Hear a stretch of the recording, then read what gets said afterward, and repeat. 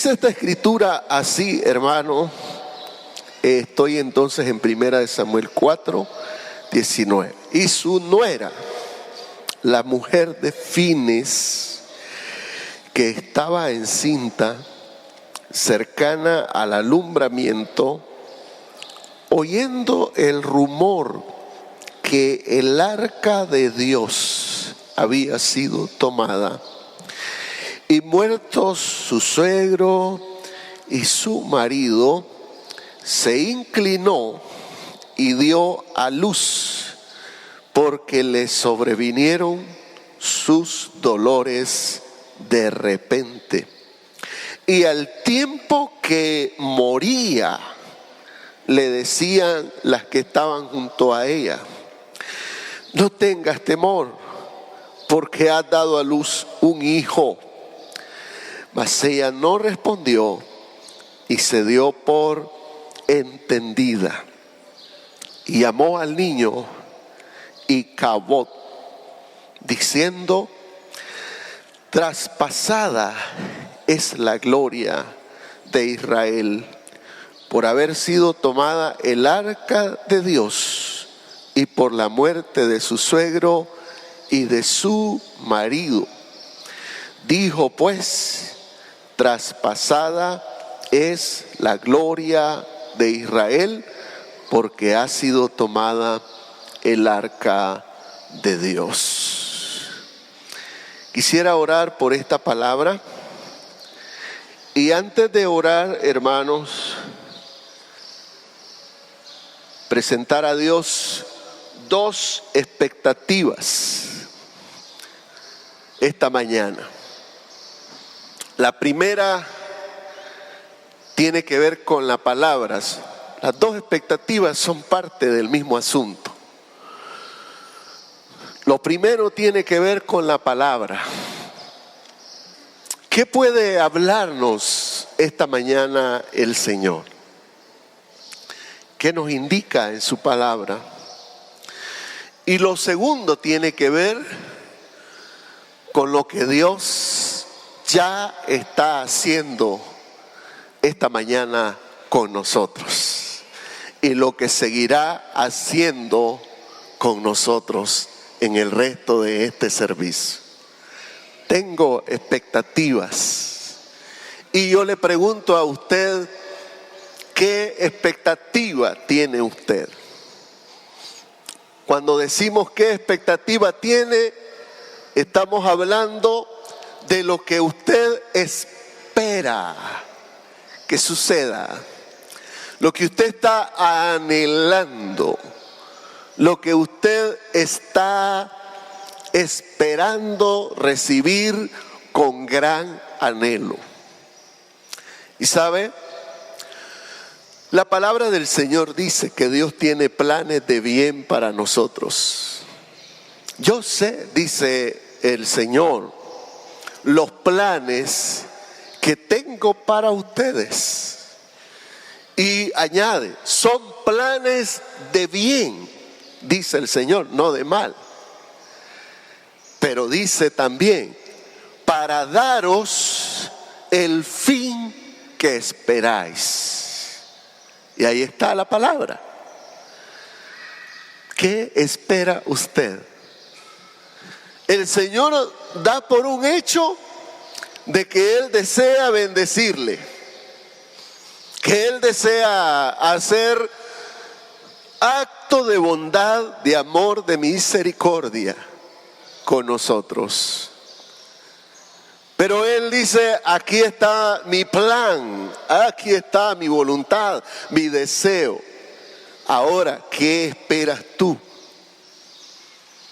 Porque quiero bendecirte. Es como que el Señor está diciendo: te quiero bendecir, te quiero edificar, te quiero fortalecer, quiero hacer algo en tu vida. Pero tú, ¿qué anhelas? ¿Qué esperas recibir? Y eso, hermanos, es tan importante, porque si usted no espera recibir nada absolutamente, entonces ¿cómo puede esperar que Dios esté interesado en bendecirle? No podemos ser como un pueblo que clama por la bendición de Dios y dice: Señor, bendícenos, Señor, bendícenos. Pero cuando el Señor dice: ¿qué quieres que te bendiga? Pues no cualquier cosa, Señor, pero bendícenos. Tiene que tener una expectativa.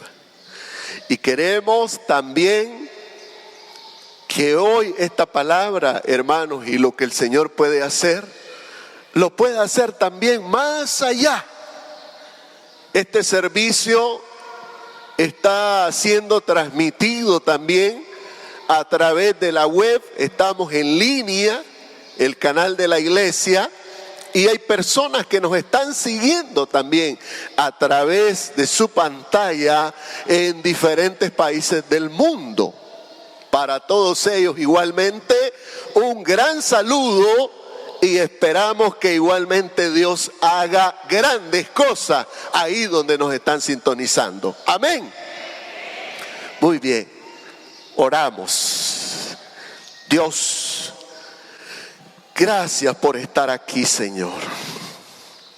Gracias, Señor, porque te has acercado a nosotros con el deseo de bendecirnos y de prosperarnos, Señor, en todas las cosas. No queremos, Señor, sentirnos distantes ni de tu presencia, ni de tu pueblo, Señor. Aquí estamos, oh Dios. Quiero bendecir tu nombre, Padre Celestial, y suplicarte, Señor, que en tanto que esta palabra está siendo predicada, en tanto, Señor, que estamos, oh Dios, en este lugar, tu presencia está haciendo obras maravillosas en nuestras vidas. Señor, creo y me uno con el que tiene fe hoy, oh Dios, para recibir su milagro. Creo, Señor, que señales, prodigios y maravillas tú estarás haciendo, Señor, en medio de nosotros. En tanto, Señor, que haya alguien dispuesto a recibirlo, a creerlo, y, Señor, ser un depósito de tu gracia y de tu misericordia. Usa, Señor, la vida de tu siervo. Presento esta palabra, Señor, y declaro, oh Dios, que no hay absolutamente ningún poder en mí, oh Señor. Nada de lo que pueda suceder, sucederá, Señor, porque así lo quiera, sino porque tú eres el Todopoderoso que estás con nosotros. Gracias, oh Dios. Te ruego, Padre, que pongas un oído atento en cada uno de mis hermanos. Y, Señor, oh Dios, también ruego para que este lugar pueda ser lleno de tu presencia, impregnado de tu presencia, saturado de tu gloria, Señor, y que todo espíritu contrario, Señor, toda presencia que el enemigo quiera traer a este lugar sea rechazada, Señor. Y ahora mismo, oh Dios, echamos fuera en el nombre de Jesús todo espíritu contrario, toda obra, Señor, que el maligno desea hacer, toda obra de perturbación, Señor, todo obstáculo que el enemigo quiera levantarse para hacer en esta mañana, Señor, le reprendemos en el nombre de Jesús. Y ahora mismo, Dios, declaramos libertad en tu nombre. Gracias, Señor Jesús. Amén y amén. Tiempos difíciles, hermanos, a veces toca pasar. Y el pasaje que leímos, esta escritura, habla precisamente, hermanos, de algún tiempo muy triste en la historia de Israel. Y es un tiempo, hermanos, triste, porque como nos relata el pasaje, el arca de Dios había sido tomada por los filisteos. Israel, con ese acto, prácticamente, hermanos, estaba perdiendo la gloria del Señor. Estaba perdiendo la presencia de Dios. Perdió el hecho, hermanos, de que Dios se manifestara en ellos. El arca de Dios era una especie de caja de madera que medía 1.80 por 1.35 metros de ancho. Estaban en ella, dentro de ella, las tablas de la ley de Israel. También se contenía la vara de Aarón. Igualmente se guardaba en ella una porción del maná. Y estaba hecha de tal manera que se habían labrado unos querubines que la guardaban, pero querubines que representaban el celo de Dios por su pueblo. Esa era el arca. Y normalmente el arca se encontraba en el lugar santísimo, en el tabernáculo. Pero cuando Israel salía en su batalla, salía a pelear, en todas esas jornadas, entonces ellos llevaban el arca. El arca iba delante de ellos. Simplemente era el símbolo que Dios estaba con ellos, que Dios iba con ellos, y como dice en su documento, entonces era un símbolo de la presencia de Dios que les hacía recordar que Dios iba con ellos, Dios estaba con ellos, Dios dirigía sus pasos, les guiaba en todo lo que ellos tenían que hacer y peleaba sus batallas también. Ahora la pregunta es, ¿cree usted que es importante que la presencia de Dios esté con nosotros? ¿O no es importante? Porque este es el pensamiento, no es una afirmación, ni siquiera es una pregunta. ¿Con la presencia de Dios o sin la presencia de Dios? ¿Usted cómo desea vivir, hermano? Alguien me decía que hay quienes que prefieren vivir sin la presencia de Dios. Y hay pues quienes desean que la presencia de Dios esté en su vida. Eso me hizo pensar, ¿verdad? Y me hizo pensar que puede ser verdad, hermano. Puede ser cierto. Hay quienes prefieren que su vida mejor esté al margen, ajeno a la influencia de la presencia de Dios en sus vidas. Pero como notamos aquí, hermano, y como vamos a ver en la Escritura, es importante que la presencia de Dios esté con nosotros. Es importante, hermanos, que usted tenga la conciencia que todo lo que nosotros hacemos, todo lo que actuamos, todo lo que decimos, todo lo que pensamos, lo hacemos en la presencia de Dios. Eso lo hemos estado viendo en los mensajes de nuestro pastor. Y el apóstol Pablo así lo dice en el libro de los Hechos. En Él vivimos, en Él andamos, en Él nos movemos. Prácticamente Él llena todo. Por eso todo nuestro actuar es delante de la presencia del Señor. Y usted sabe que hay un texto que dice: ¿a dónde me huiré de tu presencia? ¿A dónde me esconderé de tu presencia? Qué hermoso, hermano. Pero es importante. Ahora la pregunta entonces es: ¿qué llevó a que el arca se perdiera? ¿Por qué sucedió esto, hermano?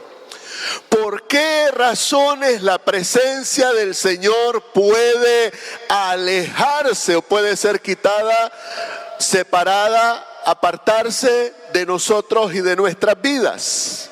Viendo, hermanos, el contexto, ¿verdad?, de esta escritura, nosotros, en primer lugar, tenemos que ver las actitudes de un pueblo en relación a la presencia de Dios. Fíjese, no es que Dios ya no quisiera estar con ellos. No es que Dios dijo en un momento, bueno, yo mejor me aparto y me voy, ¿verdad? No, tiene que ver, hermanos, con las actitudes. Cuando nosotros buscamos de Dios, ¿qué actitud tenemos? Cada uno de nosotros, hermanos, dice la palabra del Señor, somos ese templo del Espíritu de Dios. El Espíritu de Dios que ha venido a nuestras vidas. Y cada uno de nosotros, hermanos, debemos vivir con la conciencia plena que Dios habita en nosotros. Y el salmista David escribió en uno de los salmos, Él es tan grande que los cielos no pueden contenerlo, ni el espacio sostenerlo. Pero también es tan pequeño que puede venir a habitar en nuestro corazón, en nuestras vidas. Él es nuestro Dios. Pero entonces, ¿por qué, hermano, fue llevada la presencia del Señor, ese arca? ¿Por qué? ¿Qué llevó, hermano, a esta nación a que quedara sin la presencia, quedara sin la gloria del Señor? Entonces, retrocediendo un poquito más atrás, nosotros nos encontramos en el capítulo 2, prácticamente narra, hermanos, la condición de liderazgo de aquella época. Y en la palabra leemos, hermanos, que el liderazgo se había corrompido. Era un liderazgo, hermanos, que estaba prácticamente desfasado. Era un liderazgo corrupto, un liderazgo negligente, un liderazgo que estaba adormecido. Prácticamente hablando de el sacerdote Elí, hermanos, el cual ya era mayor, pero no tiene que ver con el asunto de la edad, sino que tiene que ver con el asunto de la visión. Dice que estaba ciego, dormido, negligente, como decimos ahí, ¿verdad? Carecía la falta de la visión y de la pasión por Dios. Ya Dios no latía en el corazón de ellos, hermano. Y así lo dice la Escritura en algún momento cuando habla de Samuel, que era un niño. Dice, en aquellos días no había palabra de Dios y la luz escaseaba. Uno dirá, y ahí tenían problemas de electricidad, parece. No, hermanos, cuando habla de la luz, habla de la visión, habla de la lámpara, de la presencia de Dios. ¿Cómo estaba esa condición, hermano? ¿Cómo estaba? Era triste, hermano, esa condición. El verso 12, capítulo 2 de primer libro de Samuel, verso 12 nos revela lo siguiente. Los hijos de Elí, quienes se supone que eran los que iban a sustituir, que eran los siguientes sacerdotes, pero mire cómo habla, eran hombres impíos y no tenían conocimiento de Jehová. Y uno automáticamente piensa y dice, ¿de qué tipo de personas está hablando? No eran cualquier persona, eran los hijos del sacerdote. Y eran además, hermanos, los que estaban sirviendo en la casa de Dios. Yo creo que eso es una tragedia, hermano. Yo creo que eso es una tragedia. Porque habla, hermanos, que estos hombres no tenían nada absolutamente del Señor. No eran personas que tenían a Dios en su corazón, todo lo contrario. dice que más bien eran unos perfectos impíos, sin conocimiento de Dios. Y si no conocen a Dios, entonces no hay temor de Dios tampoco. Estos eran los que estaban ministrando. Pero algo más grave todavía, hermano, dice el versículo 17 también: eran pues muy grandes delante de Jehová. Era pues muy grande delante de Jehová el pecado de los jóvenes, porque los hombres menospreciaban las ofrendas de Jehová. Vaya, hermanos, qué tremendo por el que está escribiendo, que posiblemente son memorias del profeta Samuel. Pero el profeta Samuel está diciendo: estas personas eran tan insensatas que tenían como cualquier cosa las ofrendas de Jehová. Y en la mentalidad del que escribe, eso es algo grave. Es alguien que está diciendo: eso es algo que no se puede tomar como algo común y corriente. Eso es algo muy especial. Y no entrando en el fondo, hermanos, del texto de los detalles. Pero ya de hecho, esta porción de la Escritura, hermanos, nos hace evaluarnos, nos hace pasar revisión, hermano. Estamos obligados a pasar una revisión. ¿Y quién nos va a revisar, pastor? A ver, vamos a poner el liderazgo acá. No nos va a revisar el liderazgo, hermano. Vamos a poner a los pastores acá. No nos van a revisar los pastores.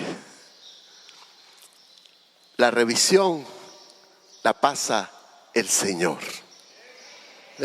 La revisión la pasa el Señor. Fuera mejor que la hicieran los pastores. Fuera mejor que la hiciera el liderazgo, pero no la van a hacer. La evaluación la hace el Señor. Y a eso nos quebranta, hermano. Nos quebranta porque no estamos viviendo en la conciencia de que todo lo que nosotros hacemos, todo lo que nosotros actuamos, todo lo que nosotros pensamos y decimos es en la presencia del Señor. Y aún hay más, dice el versículo 22 también, adelante, dice además: pero Elí era ya muy viejo, 90 y pico de años, el sacerdote, y oía de todo lo que sus hijos hacían con todo Israel, y cómo dormían con las mujeres que velaban a la puerta del tabernáculo de reunión. Y eso, hermanos, suena muy, muy repugnante, ¿no es cierto? Porque eran hombres adúlteros, es lo que está diciendo. Era tan grave como aumentaba la condición y la corrupción de la inmoralidad, al punto que estos líderes eran adúlteros aún en la presencia de Dios. Y como no, a consecuencia de eso, el Señor no puede manifestar su gloria. A consecuencia de eso, hermano, la presencia de Dios queda prácticamente inutilizada. No se puede mover el Señor en estas condiciones. Por eso hay algún pensamiento ahí que dice, hermanos, que necesitamos vivir vidas correctas. Necesitamos vivir vidas santas, vidas íntegras, vidas, hermanos, donde la honestidad delante de Dios sea lo prioritario. Nadie dice amén, ¿verdad?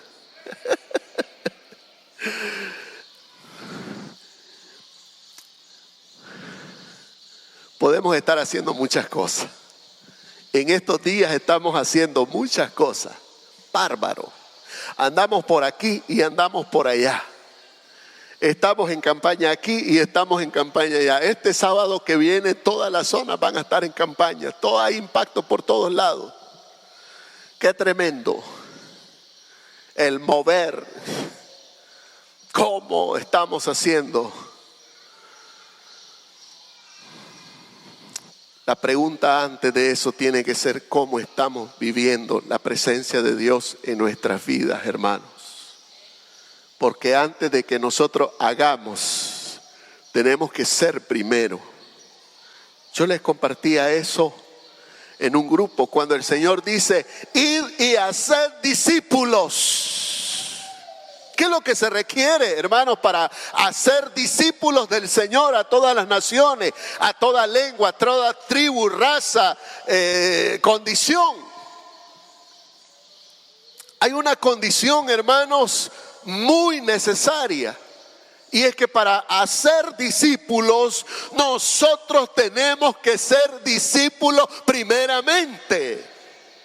Porque no podemos pretender dar algo que nosotros no tenemos. Y si no somos discípulos del Señor Jesucristo primeramente, hermanos, entonces, ¿qué discípulos vamos a ir a hacer?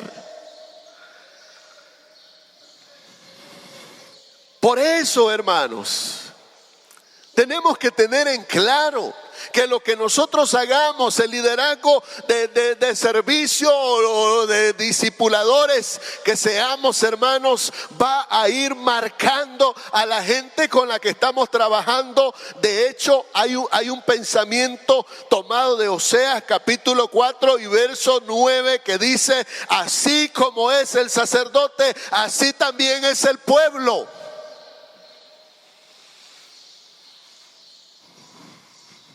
La marca, el ADN, hermano, la herencia espiritual. A cómo es el sacerdote. ¿Usted quiere saber cómo es el sacerdote, cómo es el líder? Entonces mire al pueblo y en dependencia de donde el pueblo tiene su corazón, entonces así es el sacerdote. Por eso es que estamos llamados, hermanos, a vivir vidas santas, vidas correctas, vidas íntegras delante de Dios, porque de lo contrario, la presencia de Dios no estará en nuestras jornadas. Y esta decadencia, hermanos, que vivió el pueblo de Israel, fue lo que llevó a que la presencia de Dios no se manifestara en medio de esa condición. Porque Dios no estaba agradado, Dios no estaba aprobando, hermanos, eso que se estaba dando. En segundo lugar, hermanos, no solamente liderazgo, también el pueblo tenía una concepción equivocada de la presencia de Dios. Cuando ellos se enfrentaron en batalla y ellos perdieron, volviendo al capítulo 4, donde comenzamos, ahí leemos en el verso 2 y 3, y los filisteos presentaron la batalla a Israel y trabándose el combate, Israel fue vencido delante de los filisteos, los cuales hirieron en la batalla en el campo como a 4,000 hombres. Cuando volvió el pueblo al campamento, los ancianos de Israel dijeron, ¿por qué nos ha hecho, por qué nos ha herido hoy Jehová delante de los filisteos? ¿Por qué nos falló Dios? Qué fácil, ¿verdad? Echarle la culpa a Dios y decir, Señor, ¿y qué te pasó, Señor? Pero ellos no dijeron, hermanos, ¿en qué hemos fallado nosotros? A veces nosotros nos reímos porque cuando salimos a alguna misión, ¿verdad? Siempre hay algún hermano que se queda, algún hermano vino tarde y ya llegó tarde. Estábamos yendo a unas conferencias con unos pastores y algunos pastores venían corriendo allá a última hora, hermanos, cuando ya íbamos saliendo. Y siempre la expresión es la misma: casi me dejan. Me dejaron, hermano, o casi me dejan. Pero nunca decimos, me quedé. No, me dejaron esa gente.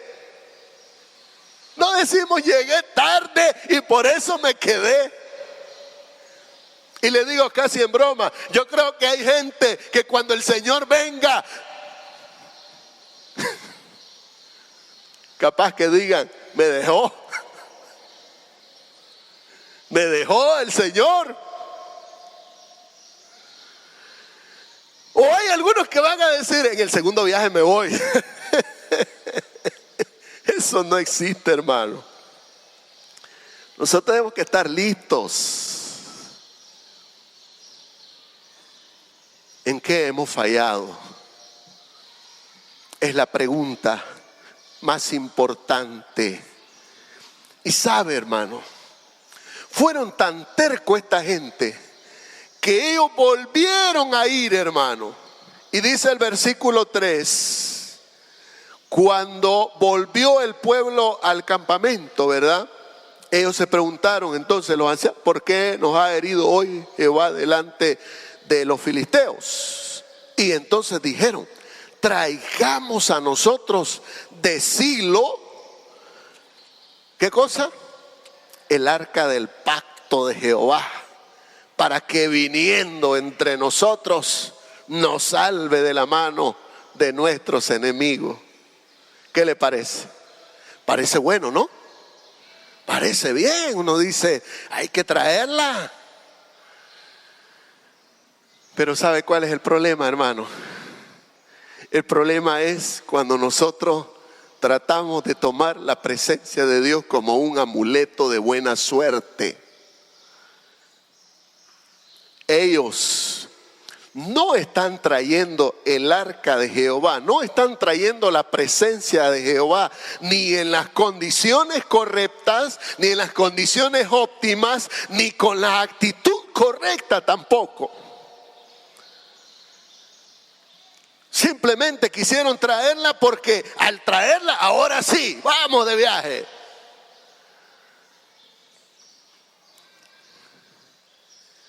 Y a veces nosotros tenemos amuletos de buena suerte por ahí, ¿verdad?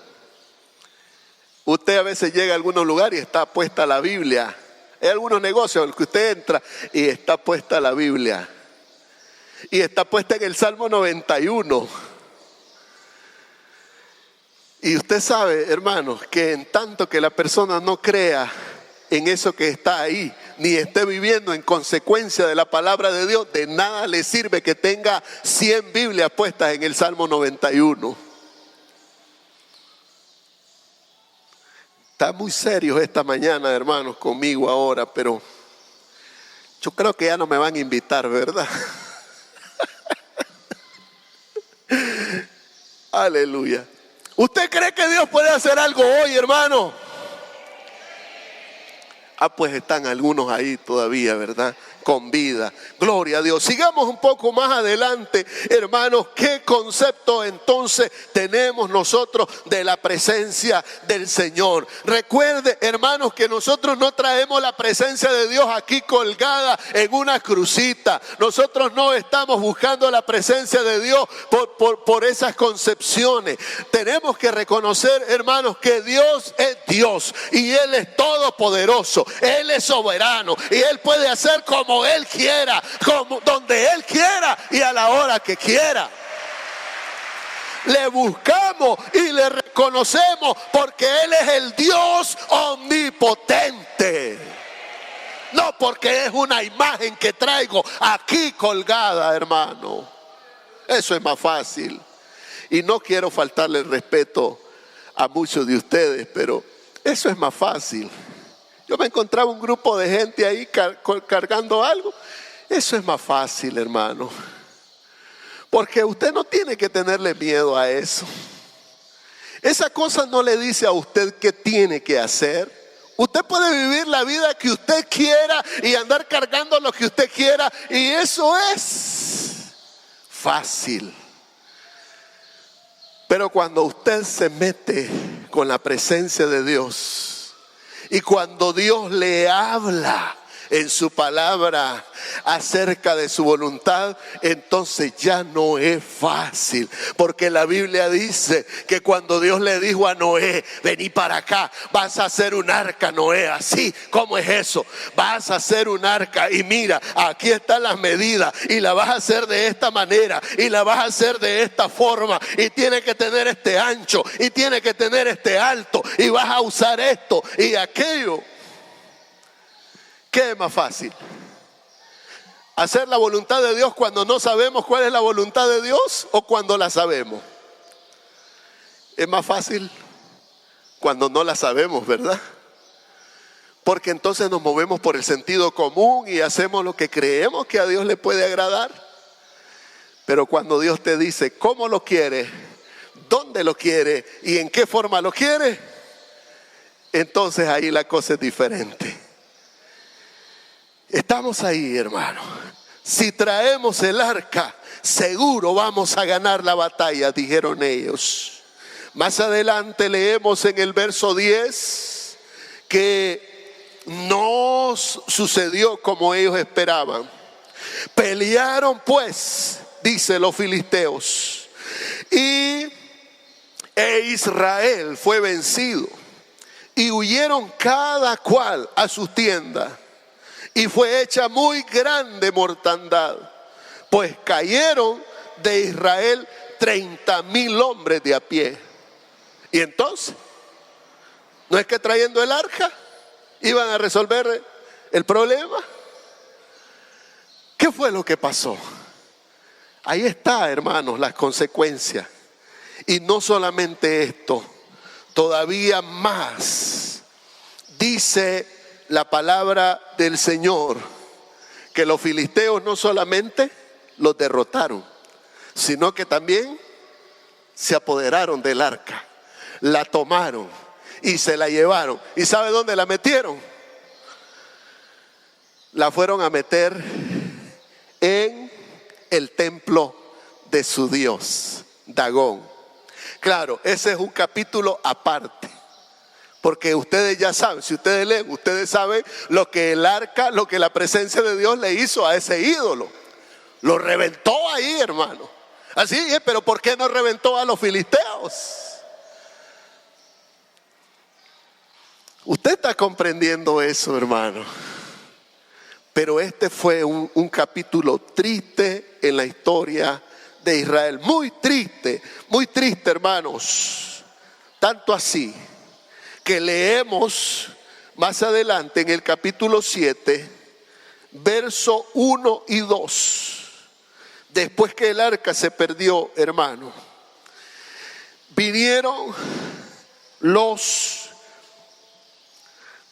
de Kiriat Jearim y llevaron el arca de Jehová y la pusieron en casa de Abinadab, situada en el collado.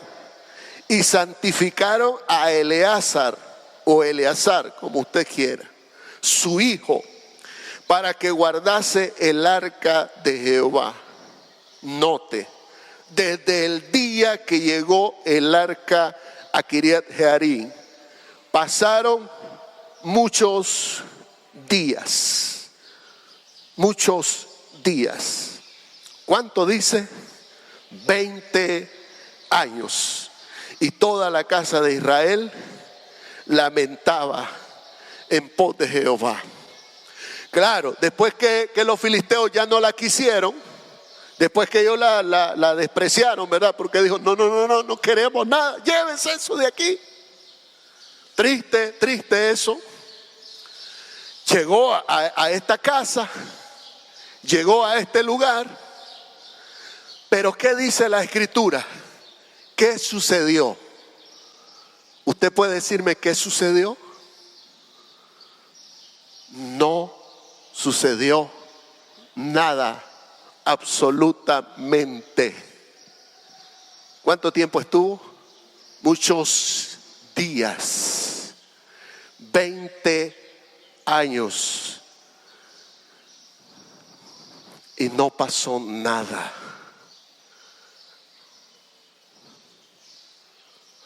Usted sabe que estamos obligados a hacernos esta pregunta, ¿verdad? Hace unos días estaba compartiendo una reflexión y yo le preguntaba, ¿qué es lo que Dios ha hecho en su vida? Y les preguntaba si ustedes pudieran marcar y ustedes pudieran decir, esta fue mi vida antes de venir al Señor y esto es lo que el Señor ha hecho y ahora cómo me ha cambiado, cómo lo vivo, cómo está metida mi familia, mi casa y todo lo que yo hago. Usted puede señalar eso.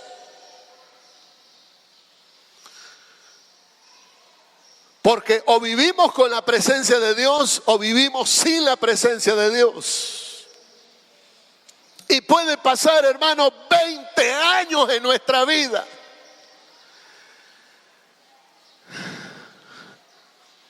Yo me pongo a pensar, hermano. Yo voy a cumplir 46 años. Ya eso pesa, hermano. Ya ustedes saben que a mí no me gusta cumplir años, ¿verdad? No sé si al pastor Vladimir, que es el cumpleañero de esta semana. Por ahí está el pastor Vladimir, por ahí lo miré. Pero me obliga a pensar, hermano, no solamente qué he hecho para el Señor, no solamente, hermano, porque sabe, la palabra del Señor dice que en aquel día, dice el Señor, en aquel día, cuando estemos en la presencia del Señor, dice, muchos me dirán, Señor, en tu nombre predicamos y echamos fuera demonios. Oiga, eso no es cualquier cosa. E hicimos milagros. ¿Cuántas cosas hicieron, hermano? Y eso nos sacude, nos estremece, hermanos, porque esa gente estaba haciendo muchas cosas. ¿Cómo fue que esa gente hizo? Pero al final el diagnóstico, al final, hermano, el informe del Señor dice, yo a ustedes no los conozco. Qué terrible, ¿verdad? ¿Qué es lo que el Señor, hermanos, está haciendo en nuestras vidas? Y no es tanto, hermanos, lo que nosotros estamos haciendo para el Señor. Porque esto es tan sencillo, hermano. El Señor únicamente dice, si alguno me sirve, sígame. Y donde yo esté, ahí estará mi servidor. ¿Qué es lo que nosotros tenemos que estar haciendo, hermano? Ahí lo dice esa palabra. Si alguno me sirve, sígame, dice el Señor. Nosotros somos expertos en inventar cosas, hermano. Pero el Señor dice una cosa nada más. Donde yo esté, ahí estará mi servidor. ¿Y sabe qué dice después? Mi Padre, si alguno me sirve, mi Padre le honrará.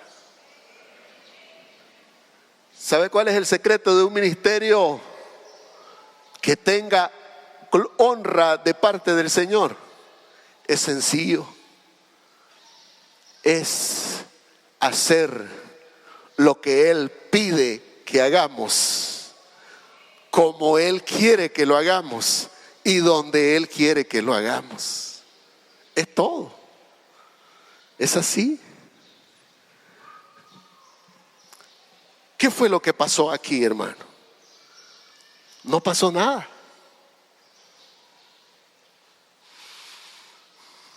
¿Cuántos años lleva usted con la presencia de Dios? ¿10 años? ¿20 años? ¿Sabe cuánto pasó? 70 años. y no sucedió nada. ¿Sabe qué sucedió, hermano? Vino el rey Saúl. Vino el reinado de Saúl, hermanos. Y Saúl reinó 40 años sobre Israel. ¿Y sabe qué?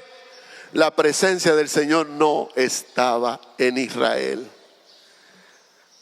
Y Saúl ni se preocupó por traer el arca.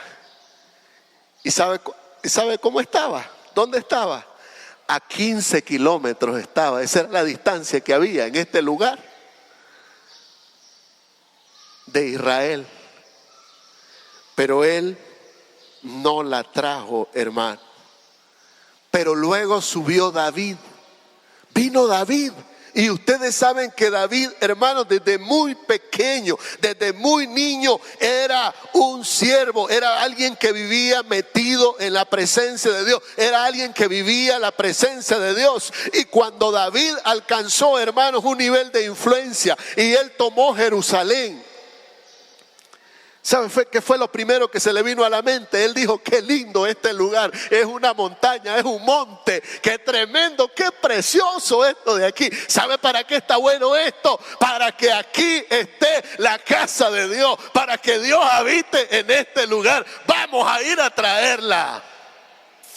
Porque David dijo: yo no quiero reinar, yo no quiero hacer nada, dijo él, sin que la presencia de Dios esté conmigo.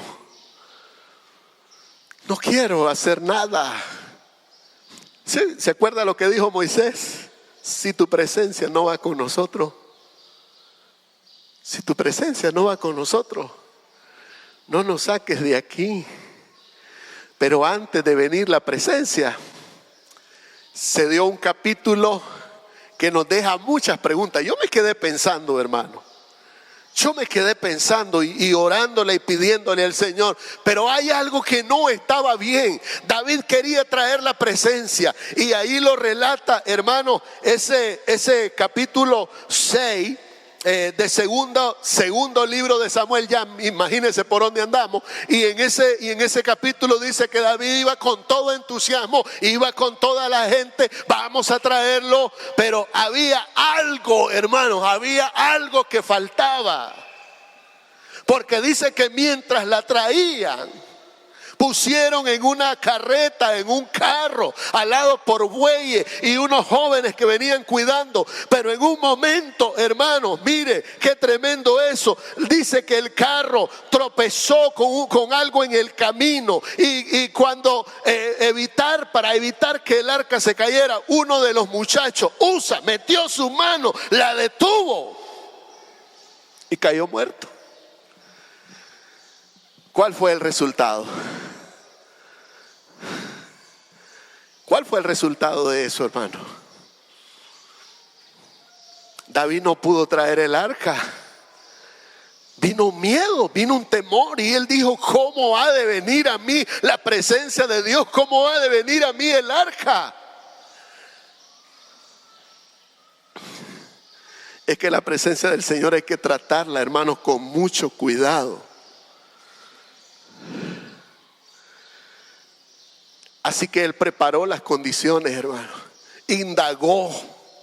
Leyó en la palabra que dice que los sacerdotes tenían que estar ahí. Los sacerdotes los que traían el arca, hermano. Así que luego volvió, preparó todas las condiciones, hizo un lugar muy especial, hermano. Qué corazón que había en este hombre, y se fue a traerla. Pero antes de eso, hermanos, permítame leerle la última escritura. Ya estamos en Segundo de Samuel capítulo 6.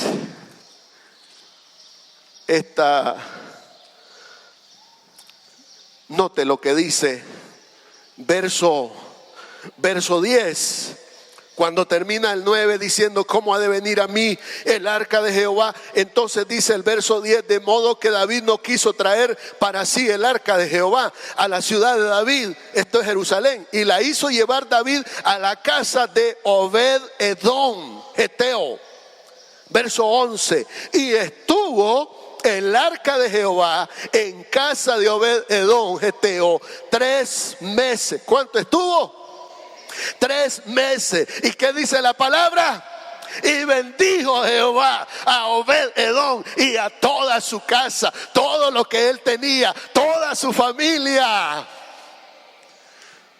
Porque ahí sí había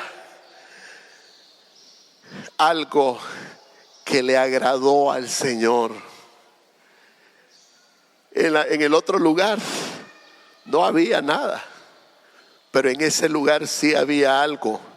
Porque ¿sabe qué? Este nombre,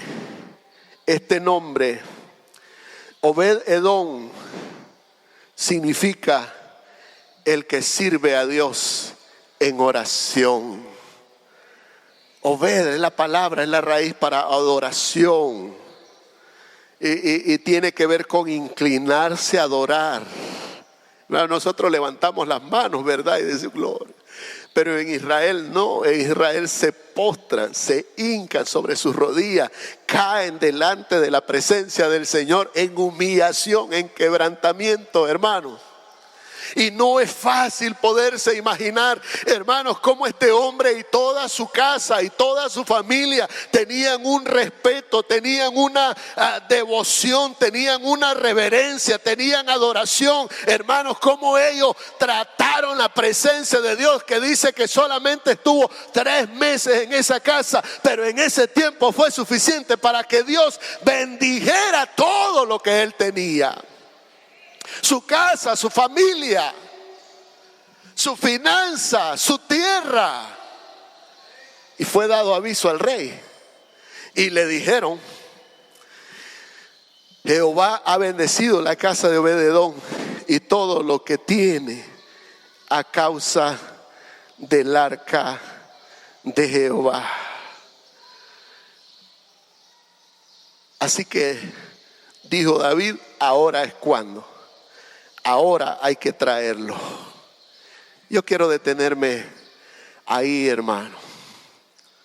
Si uno sigue leyendo la historia, si uno sigue leyendo, y hay un pasaje más adelante, Primera de Crónicas 13, versos 12 al 14, Primera de Crónicas 13, verso 12 dice también este mismo relato, ¿verdad? Y David temió a Dios aquel día y dijo: ¿cómo he de traer a mi casa el arca de Dios? Y no la trajo. Pero un poco más adelante, el capítulo 26, siempre Primera de Crónicas, capítulo 26, versos del 4 al 8, dice: los hijos de Obed-edom. Esto es más adelante en la historia. Semaías el primogénito, Josabed el segundo, Joá el tercero, el cuarto Sacar, el quinto Natanael, el sexto Amiel, el séptimo Isacar, el octavo Peultai, porque Dios había bendecido a Obed-edom. También de Semaías su hijo nacieron hijos que fueron señores sobre la casa de sus padres, porque eran varones valerosos y esforzados. Los hijos de Semaías: Otni, Rafael, Obed, el Zabad y sus hermanos, hombres esforzados, asimismo Eliú y Samaquía. Todos estos de los hijos de Obed-edom, ellos con sus hijos y sus hermanos, hombres robustos y fuertes para el servicio, 72 de Obed-edom. Qué hermosura. Ese hombre no vivió en vano en la presencia del Señor. Se pudieron señalar de su casa, de su familia, solo de los principales, al menos 72 valerosos, vigorosos, que estaban sirviendo a la presencia del Señor. Y les fue entregado, dice el versículo 15 final: y para Obed-edom, dice, la puerta del sur, y a sus hijos la casa de provisiones del templo. Dios les confió, hermanos. Dios los tomó para el servicio. Y usted sabe por qué los tomó. ¿Cómo queremos nosotros vivir, hermanos? ¿Con la presencia de Dios o sin la presencia de Dios en nuestras vidas? Pregúntate y preguntémonos esta mañana, ¿cuál es nuestra actitud, hermanos, hacia la presencia de Dios? ¿Estamos viviendo, hermanos, en la presencia de Dios? ¿O estamos viviendo? ¿Cómo era el nombre de aquel niño? ¿Se acuerdan del nombre de aquel niño? Icabod. Kabod es la palabra hebrea para referirse a la gloria de Dios. La palabra Kabod significa gloria. Pero el Icabod, el prefijo I ya es sin gloria. Sin gloria. El Kabod es el peso de la presencia de Dios. Dios no puede manifestarse directamente en persona, hermano, porque si Dios se manifestara directamente en persona, Dios nos mataría a nosotros. Y yo quisiera que eso pasara, pero yo no sé ustedes, ¿verdad?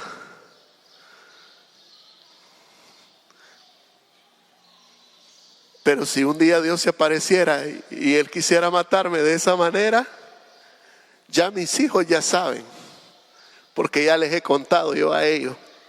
El día que yo me vaya, ellos tienen que estar, que no estén tristes pues, ¿verdad? Porque estar allá en aquel lugar es mucho mejor que estar en este lugar. Sí. Usted llora, usted se lamenta, yo lo entiendo. Humanamente nos duele la partida de un ser querido. Pero cuando ellos se van, ellos no quieren volver a este lugar. Hay testimonio de gente que ha estado en el umbral de la muerte, ya pasando a la eternidad, y han regresado. Y esa gente dice, lo único que yo sé, dice, es que era un lugar tan lindo que yo no quería regresar ya más aquí. Eso es tan hermoso. ¿Por qué me metí ahí yo en eso, hermano? ¿Dónde estábamos? ¿Ya se me olvidó? Usted debería de decir conmigo en esta mañana, Señor, haz conmigo como a ti te plazca hacer. Y si de aquí me quiere, imagínense lo que hizo con Elías. ¿Ah? Usted sabe lo que hizo con Elías, lo levantó, mire, con todo y ropa se lo llevó en una columna de fuego. Pero hoy usted tiene que pasar esa línea, hermano. Usted tiene que pasar esa raya donde el vivir en la presencia del Señor signifique todo para su vida. Donde usted pueda decir, Señor, si yo voy a vivir alejado de tu presencia, si voy a estar, Señor, sin la gloria y la cobertura tuya, mejor no quiero vivir. Porque o tenemos a Dios, hermanos, de nuestro lado,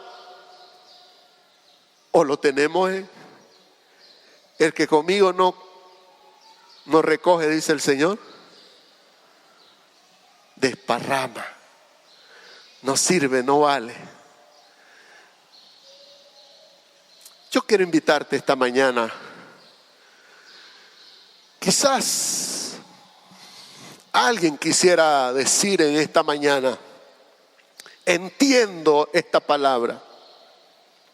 El Espíritu Santo le ha hablado en esta mañana. Mejor que te haya hablado el Espíritu Santo a tu vida en esta mañana. Y si el Espíritu Santo te ha hablado y tú aún no estás viviendo en la presencia de Dios, aún no le has entregado tu vida al Señor, yo quiero invitarte en este momento